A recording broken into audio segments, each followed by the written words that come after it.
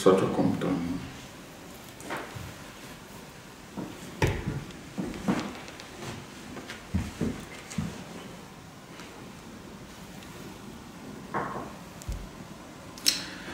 Chers amis, soyez les bienvenus. Nous sommes samedi et comme souvent les samedis, nous allons aujourd'hui pouvoir présenter la catéchèse. Demain, c'est un dimanche assez particulier dans l'église parce que c'est le 4e dimanche de Pâques. Et nous avons voulu saisir cette occasion pour aller à la rencontre d'une jeune qui se pose des questions, les questions que beaucoup de jeunes se posent. Alors nous avons voulu inviter celle que vous avez déjà vue dans certaines de nos catéchèses précédente, c'est Teresa Bouchon. Teresa va donc nous poser une série de questions. Bonjour Teresa. Bonjour Antoine. Alors, qu'est-ce que tu as à savoir aujourd'hui sur ce 4e dimanche de Pâques? Ça évoque quoi le 4e dimanche de Pâques? Demain, c'est le dimanche des bons pasteurs et c'est aussi le dimanche des vocations. Tout à fait. Et en parlant de vocation, par exemple, nous, en tant que jeunes, on ne s'imaginerait jamais devenir prêtre, pasteur ou bien bonne sœur. Et pour certains, ce n'est pas un métier, voire, et pour nous, c'est un métier ou pas. Et il y en a aussi certains qui ne le connaissent pas très bien. Donc, y a-t-il des qualités particulières à avoir pour exercer ce genre de vocation? Je vais d'abord commencer par te dire, ce n'est pas un métier, c'est une vocation. Ma fille, c'est une vocation. Alors, quand je dis une vocation, ça signifie que c'est quelque chose qui te prend toute la vie. C'est quelque chose dans lequel tu donnes véritablement ta vie, c'est toute ta vie qui est engagée. Mais je profite pour te dire que demain, c'est le dimanche, pas de la vocation, mais des vocations. Parce que quand on dit les vocations, ça veut dire nombreuses vocations. Il y a la vocation à la vie religieuse, la vie consacrée, la vie, les prêtres, les religieux, religieuses. Ça, c'est la vocation à la vie consacrée. Mais il y a aussi différentes autres vocations laïques. C'est ce que j'appelle la vocation au mariage, la vocation, même pour être des humanitaires, il faut une certaine vocation. Cette fois-là, il s'agit d'un certain témoignage, d'une manière de vivre pour pouvoir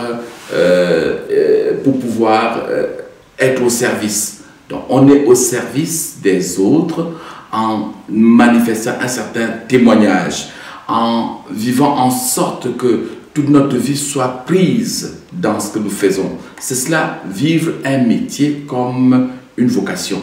Mais pour ce qui est des prêtres religieux et religieuses, comme je disais tout à l'heure, c'est vraiment une vocation parce qu'en plus, il y a la dimension de l'appel. La qualité, c'est seulement les qualités, tu me demandes les qualités pour être prêtre aujourd'hui, religieux, religieuse, parce que ça, il faut te dire simplement que tout ce qu'il nous faut aujourd'hui comme qualité, c'est la disponibilité à pouvoir donner sa vie pour les autres. Mais certes, imaginer sa vie comme une vocation, c'est tentant.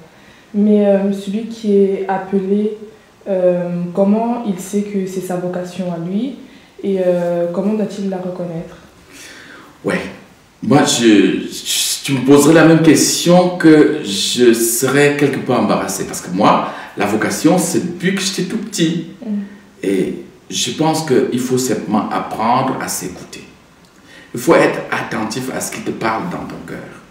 Je vois beaucoup de jeunes qui voudraient être prêtres ou que des jeunes filles qui voudraient être religieuses ou de jeunes qui voudraient être des consacrés, mais ils se laissent influencer par l'environnement extérieur, par les paroles polluées de ceux qui sont autour d'eux et qui leur font penser que oh, ça c'est déjà ringard, on ne peut plus s'y attacher. Non, du tout. Il faut être attentif à la voix de Dieu qui te parle au fond de toi. Alors, il faut être focalisé, de mon point de vue, sur ce que ton cœur désire. Mais il faut aussi avoir les capacités, il faut avoir les facultés, que ce soit des facultés humaines, intellectuelles, pour pouvoir réaliser ce désir. Il faut aussi être dans un environnement qui s'y prête. Donc, si tous les jours, tu as des gens qui te rabâchent les oreilles pour pouvoir te dire que ce n'est pas bien, que ce n'est pas normal, si tu as tous les jours quelqu'un qui te montre, même pas, ce n'est pas un désaveu, mais une véritable aversion vers la vocation sacerdotale et vers le christianisme, ou un anticléricalisme tout à fait très passionné, ça peut finir par faire en sorte que tu sois découragé. Donc, il faut se mettre dans un environnement adéquat pour pouvoir avancer. Et enfin, je pense maintenant, s'agissant de toutes les vocations, parce que je dis que demain c'est le dimanche des vocations, qu'est-ce qu'il faut faire pour pouvoir se rendre compte que je suis appelé à faire telle et telle chose dans la vie? Il faut que dans ce que tu es appelé, tu sens que tu es appelé à faire, que tu te rendes compte qu'il y a une harmonie, ce que j'appelle une adéquation entre le bien, le juste et le beau. Ça signifie quoi? Ça signifie que ce que je désire faire, est-ce pour le bien, mon bien, le bien de l'humanité? Est-ce bon, bien, bon, mais est-ce que c'est aussi juste? Est-ce que cela convient? Est-ce que c'est quelque chose qui va en droite ligne avec ce que recommande la justice? Et enfin, le beau, c'est la question d'esthétique. Est-ce que cela contribue à la beauté du monde et des personnes? Donc voilà un ensemble de paramètres à prendre en compte pour pouvoir se lancer pour pouvoir discerner sa vocation. Et par rapport à ça, tu viens justement de parler d'appel. Donc y a-t-il l'âge parfait pour pouvoir répondre à cet appel? Ah, ça tu me ramènes encore à la question concernant les prêtres religieux et religieuses. C'est là où on parle certainement de l'appel. Quand est-ce qu'il faut être attentif à son appel? Simplement, l'âge d'appel, c'est l'âge de discernement, c'est l'âge où on peut enfin prendre en compte sa propre volonté.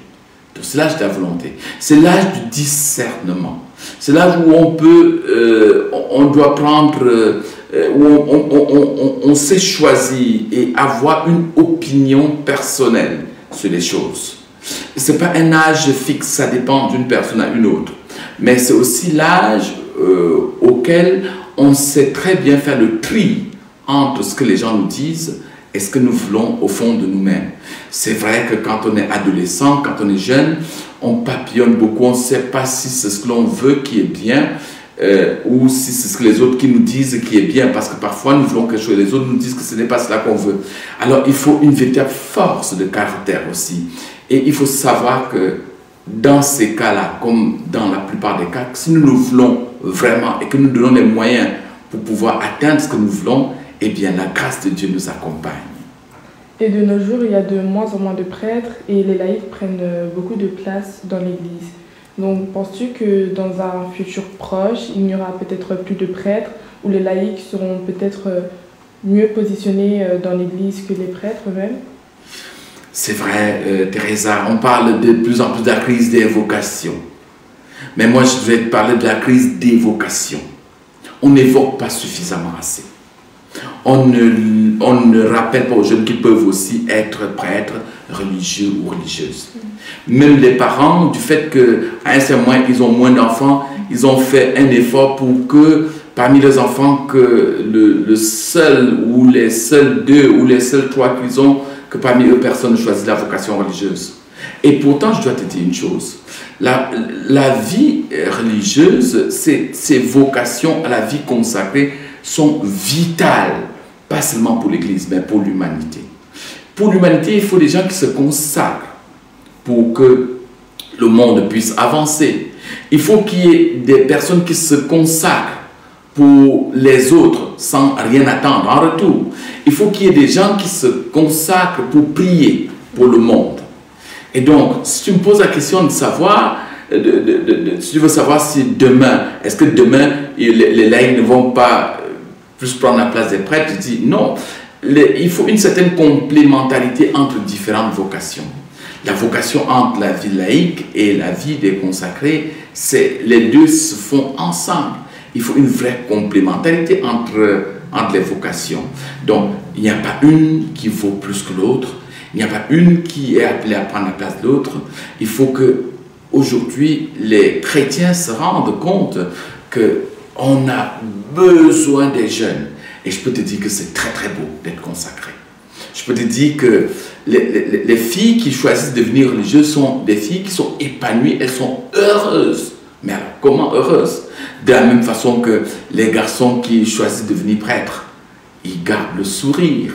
Parce que ils ont au fond d'eux-mêmes, l'appel ne vient pas pour pouvoir anéantir toutes les qualités, toutes les valeurs et toute la joie de vivre que l'on a en soi. Au contraire, l'appel à servir Dieu vient pour pouvoir faire resplendir tous ces atouts que l'on a. Voilà un peu ce que je peux dire de notre vocation, mais aussi de toutes les autres vocations. Et ça va, merci d'avoir répondu à mes questions. Merci Teresa, et on se dit à une prochaine fois. À une prochaine fois. Au revoir. Au revoir.